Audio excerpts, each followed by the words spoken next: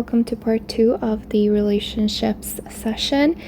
We did 10 tips to improving relationships. Here is the first tip. It's about self-awareness. We already speak about this in every session. It's very important to get to know ourselves in order to be able to form better connections to others. If we understand our own emotions, background, we can relate to others far better, and this can be important not only in our current dynamics of our families, but also for youth, like in the future, if you're getting married, when you're having children, to understand your patterns and how you connect with others and how you behave in relationships in order to improve the way that you can connect with your family and to avoid certain mistakes. So we spoke about how if we recognize some of our weaknesses, we can improve them, but also these can help us to relate to others even better in an empathic way. If we lack self-awareness, we might end up blaming others or repeat the same kind of conflicts with different people. It can help you to communicate your needs clearly. Without self-awareness, it's difficult to build strong and stable relationships. So in real life, how could this look? What could be the example of this? That you notice that you get defensive whenever someone gives you feedback. So instead of arguing, you pause and reflect before responding. Like you learn how to handle difficult situations that are tricky for you, but that you're inevitably going to face in your different relationships. The idea we looked at for this part was, do not be like those who forget Allah, so He made them forget themselves. The wise person is the one who holds himself accountable. So we consider that we are held accountable by Allah for our actions, behaviors, and how we act with others, of course. So this is one of the reasons why we wanted to change ourselves, but it's also because it's part of the value in our religion, tazkiyah, purification. Self-development is essential in Islam as a Muslim. The second tip was emotional regulation. Having great emotional regulation can help you in your relationships in many different cases, especially in conflict. And a lot of people did not learn great emotional regulation growing up, which is totally fine and normal. A lot of people struggle with this. Even if you know a little bit, maybe you still would like to improve on some aspects or areas because you might find certain situations triggering and tricky. It means managing your emotions instead of reacting impulsively. Emotions like anger, jealousy, these strong emotions could damage relationships if they are uncontrolled. If you are emotionally regulated, you can respond calmly. It can prevent unnecessary conflicts and misunderstanding. When you take a pause before reacting, this helps you so much, and it's a great skill to have. Healthy relationships require emotional stability and control. And so a real life example of this could be that you feel angry during an argument, but instead of shouting, you take a break and return to the conversation calmly. An example is that somebody says to you something really tricky and triggering. If you just think about your last argument you had with somebody, let's talk about a really important relationship like a family member, somebody who's very, very close to you, and you might find that you're super angry. If in that moment you said, okay, I can't continue this conversation right now, I need a break. You can go to the kitchen, you can drink some water, sit down, calm down, there is a teaching like that as well as sunnah. But also you take that time for yourself to recalibrate, to think things through. When the emotional aspect dies down, you can again think critically, especially because sometimes when you're overly emotional, these can activate certain parts of your brain and shut down others. The critical thinking part of your brain is shut down when you're very angry. So you're not going to be able to make great decisions and intellectual decisions. You're going to be making decisions from an emotional from your emotions, and this is not going to be very successful. The Quran says, they are those who donate in prosperity and adversity, control their anger and pardon others, and Allah loves the good doers. There's also another hadith, the strong person is not the one who overcomes others, but the one who controls himself when angry. Again, this is about self-awareness, and how interesting that a lot of people think that power and being a strong person means that you can have influence over others, that you can control them. And this is not the case at all, and this is not what Islam teaches. The third one was attachment styles. Learning about attachment styles can help you understand how you connect with people, the kind of patterns that you have, and improve them. There are a couple of basic types of attachment styles that you can find in literature, but there's more. Secure attachment is ideally what we are trying to work towards, where you trust, you feel comfortable around others, and you have balanced relationships. An anxious attachment could mean that you constantly need reassurance and have a fear of abandonment, and this will inevitably influence your relationships and how you connect with others, and it can also ruin some of these relationships. An avoidant attachment is very similarly can be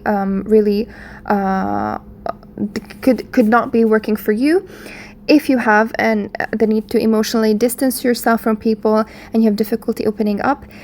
These are just a couple of examples, but attachment styles, the research on this has been developed more, so there is far more information out there. This is just a little bit of an insight for you to start thinking about it. Knowing about your attachment style can help you understand your behavior in relationships and work towards healthier patterns. We actually already spoke about attachment styles in a previous session, which will probably, inshallah, be repeated at some point. So you can look forward to that, but this will probably be much later on, maybe in autumn or in the winter season. A real life example, someone constantly fears their friend will leave them, so they become overly clingy, which actually pushes the friend away. And he placed between you affection and mercy.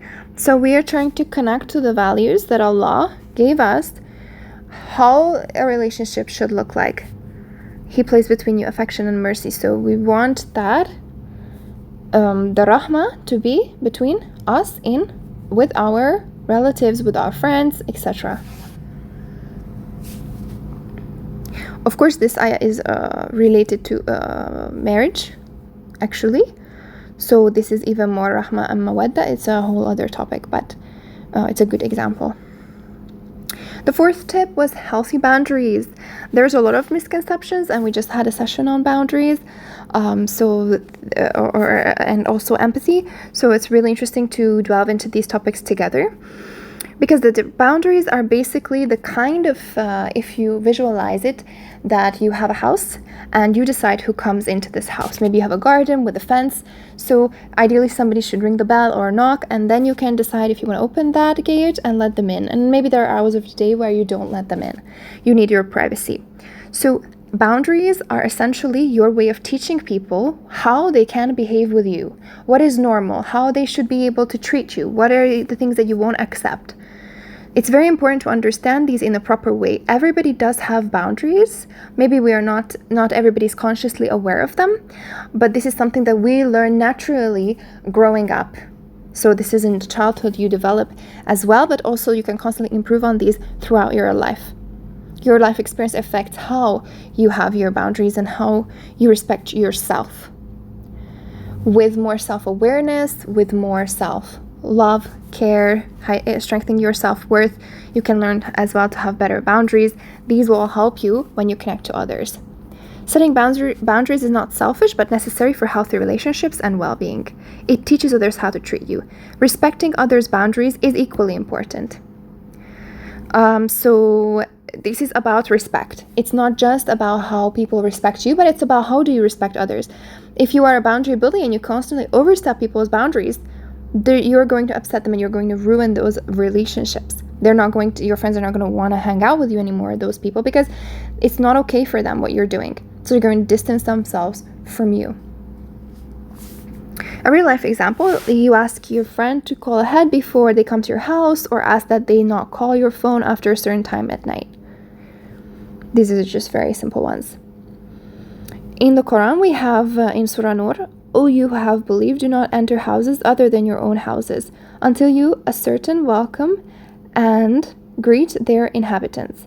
You must make sure that you are. This is actually very. The ayah is related to the real life example, so we have actually these sunnah in our religion.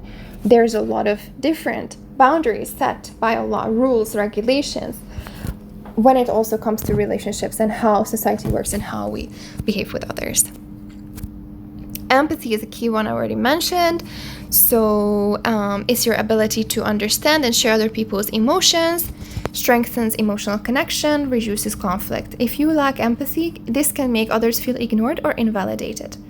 There are several, we talk about this in the session for empathy specifically, where we dove deeply into this topic. There are some people who really struggle with that, and there are different types of empathy, and it's really important to understand which empathy you're very good at and what is it that is your weakness, for example. You might want to spend some time to develop this skill. It involves both listening and emotional awareness. It helps people feel seen, heard, and valued. Strong relationships depend heavily on empathy. And again, self-awareness is so key. You cannot be empathic to others if you don't have the self-awareness, emotional regulation to understand your own emotions. You also need your boundaries. Like, all these things work together to make you somebody who's very good at relationships. A real-life example can be your friend is upset. Instead of giving advice immediately, you listen and say, "That sounds really difficult." You validate their emotions. You're there for them. Quran says, "And speak to people good words." None of you truly believes until he loves for his brother what he loves for himself. These are all about connecting emotionally to others. The other part, this is going to be a future topic, inshallah, where we dive into trust. We already had some questions coming in. Thank you for sending in your questions related to how to trust again. What if you have had some bad experiences in the past that broke your trust in people? And we will talk about these, inshallah, at a later date. Trust, if we define it, we talked about, is it dependability or honesty? You might trust somebody's word. Are they truthful? But to trust someone means to be able to depend on them. It's built on consistency. The person should be reliable. Their behavior is consistent and reliable over time. In psychology, predictability creates a sense of safety. That's the main point. Inconsistent behavior can create anxiety and insecurity. The person's not going to trust you because they can never know what to expect from you. Trust allows people to be vulnerable with each other. With trust, relationships often become without the trust, relationships can become unstable. Consistency is more important than the occasional grand gesture. It's like the Sunnah where Allah teaches us that consistent small deeds are way better than if you do one grand gesture, if you do one great, for example, you constantly help support somebody with a plate of food around the year, or if you once donate a large amount. It's better that you consistently do good deeds in a small way than just doing one big thing once a year. A real life example of this trust and consistency is that you always follow through on your promises so people feel safe relying on you. Indeed, Allah commands you to render trust to whom they are due. And this is actually an ayah not related to emotional trust primarily. It's about that if you're trusted with something, to give it back to that person physically. And this is actually in Sharia, but in law. But if we're talking about you're trusted with information, you're trusted in a certain situation, how are you going to respond to that? Someone invites you and to show that you can be dependable. Are you going to show them that you are? Are you going to reply with that in a good way? And then final hadith, the signs of a hypocrite are 3. When he speaks, he lies. When he promises, he breaks it. And when he is trusted, he betrays that trust.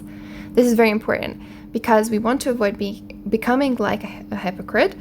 We want to reduce any kind of hypocrisy might be poisoning our heart. So it's very important also to work on being trusted and dependable. And then we did an exercise, actually in drama classes, there are these exercises where you can work in pairs and choose any emotion that you like.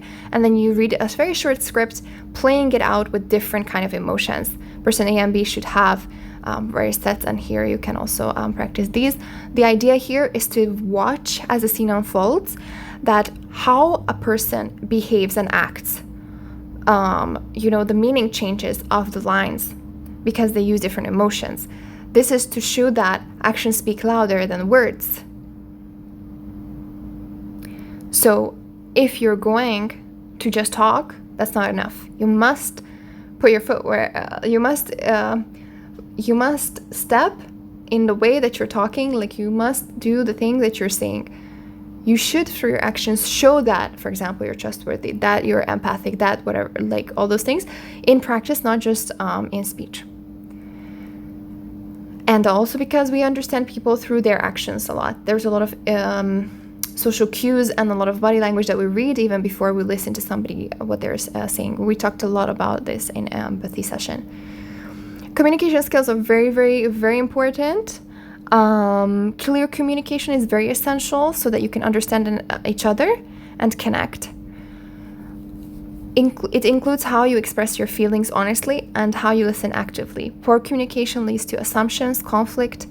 Your tone, timing, wording all affect how messages are received, as the game shows that we did. Assertive communication, not aggressive or passive, is ideal. Healthy relationships rely on open and respectful dialogue. It's very, very important that you're open in your dialogue and respectful. A real life example could be that instead of saying to somebody, "Oh, you're annoying me," you can say, "I feel really overwhelmed when this happens."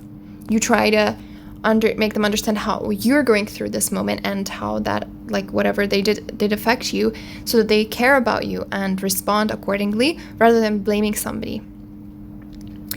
And tell my servants to say that which is the best. This is in Surah 17. Hadith, whoever believes in Allah and the last day should speak good or remain silent. We have also boundaries related to communications in Islam.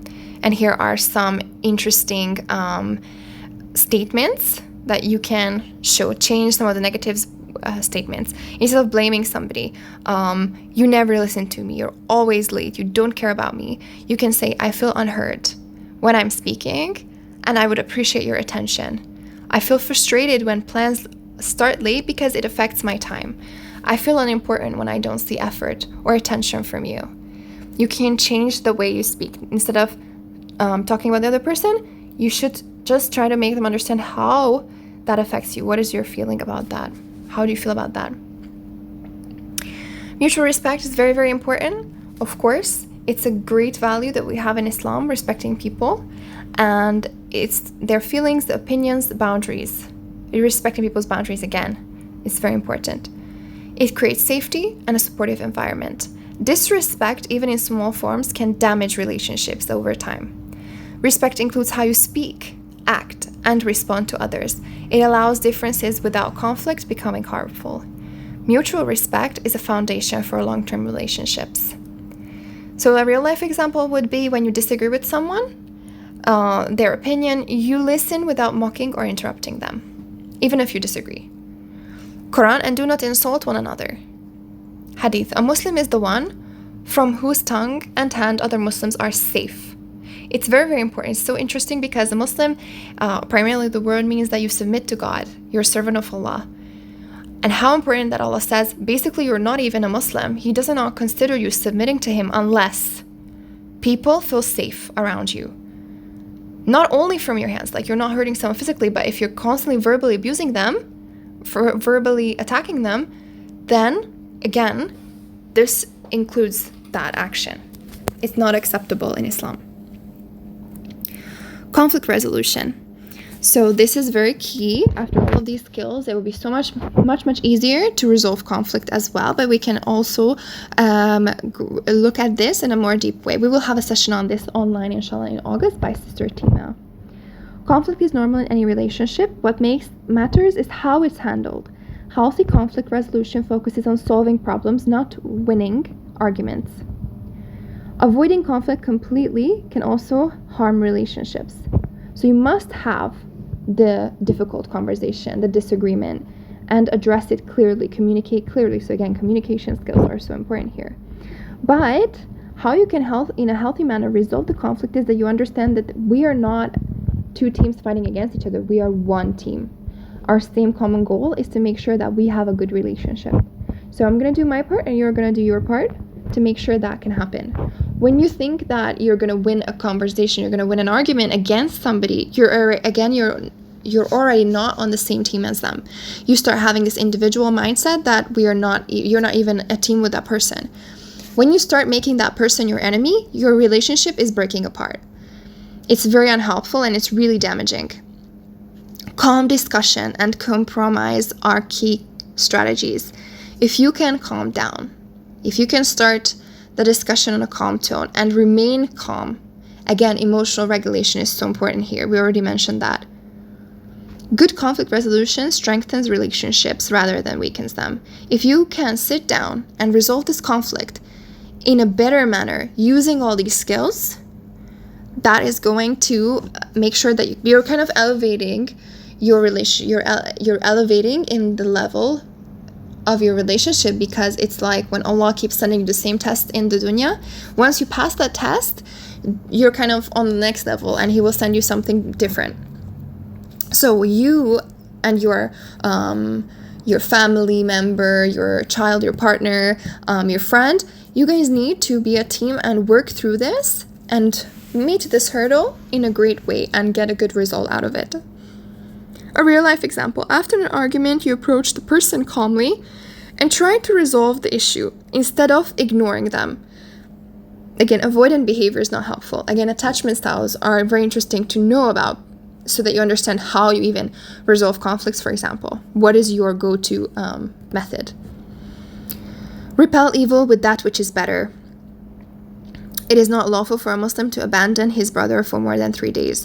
Don't allow any arguments or conflicts to get you guys to be far from each other for a long period of time. At least send, the very least, a text to the person to say, Salam, I'm sorry that we fought and hope we can resolve it next time, or something like that. It would be great. Even if you still disagree, even if you think they also made a mistake, but the very least you can reach out. And finally, but not last but not least, growth mindset in relationships is very, very important. In a healthy relationship, you should make continuous effort so that you can grow together. People change over time, and relationships must also adapt. A growth mindset means being willing to learn and improve. It includes accepting feedback and making changes when needed. Fixed mindsets, like this is just how I am, can limit your relationship success. The growth mindset, it leads to stronger, deeper connections over time as you grow together. Every time that you have a conflict and then you step out of if you step out of a relationship, you're never ever going to be able to make it to the next level of that relationship, because every single time you're not able to solve these starter issues. So if you're going to swap your friends for other friends and you keep swapping your friends, you're never going to have deep long-term relationships with those people, because you keep quitting before it's even had a chance to grow. And again, none of us are the same, so you will have conflicts, and that's totally normal. A real life example can be you realize you often interrupt others, so you actively work on becoming a better listener. It's not about blaming people. It's about finding solutions to the things which are to oil the wheels, if you will. You're going to improve how you behave in your relationship so that you can have a better connection. In the Quran, Allah says, indeed, Allah will not change the condition of a people until they change what is in themselves. This is so important. You can make dua and effort, and when you do both of those, Allah will help you and lead you. You will find solutions to problems, and you will find the right answer to your questions as long as you make an effort. You ask Allah to guide you and ask Allah to help you understand and improve yourself, and then you're doing physically acts which help you to improve in different areas of your life. This is not only good for your relationships, but for yourself as well. There's a hadith that says, the best of you are those who have the best character. We're talking about, again, self-development, tazkiyah. So, key tips to improve relationships: be more aware of how you treat others daily. Be present, don't be distracted. Listen to others, which will strengthen your bond as you show respect and care. Be consistent, build that reliability, the strengthen your connection. You can express appreciation to people. Make others feel valued and understood. Set healthy boundaries. This prevents misunderstandings and will reduce your stress for sure. Forgive and don't hold grudges. Forgiveness and patience are essential for maintaining long-term relationships. Again, forgiveness can also take time. Maybe one day we will look more into this, but it is something that will serve you. Important takeaway: the Quran and Sunnah have so much guidance in this journey of relationships, and again, in your life. Sometimes we need to unlearn patterns that are no longer useful to us So there are maybe behaviors that we learned maybe from our parents who also were not good at certain things, like maybe they have great skills in one aspect of life and they have a little bit less great skills in another aspect. It's really great that we can learn these things, if we can learn these things and improve them. We keep changing throughout our lives by the help of Allah. Self-development taskiya is a process. It's not going to happen from tomorrow. So, and this is not easy, right? So it's not easy. Everyone struggles with different things. We trying to accept that is a great first step. We encourage everyone to keep learning, improving, don't give up, and accept if something is hard for you, because that's totally normal. So this takes constant trial and error. When I say that you take an action physically, I mean you're going to try to do something in a different way, and maybe the first time it's not going to work. You try a second time, a third time. You try until you succeed, and you do not give up. Again, some takeaway points. Self-awareness is so important.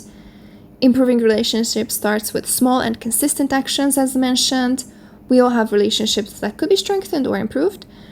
Taking time to reflect helps identify areas of growth. Choosing one relationship to focus on can make a big difference. Applying communication, empathy, and trust can transform connections. And the strong relationships can lead to a more fulfilled and balanced life. That's why we're doing this.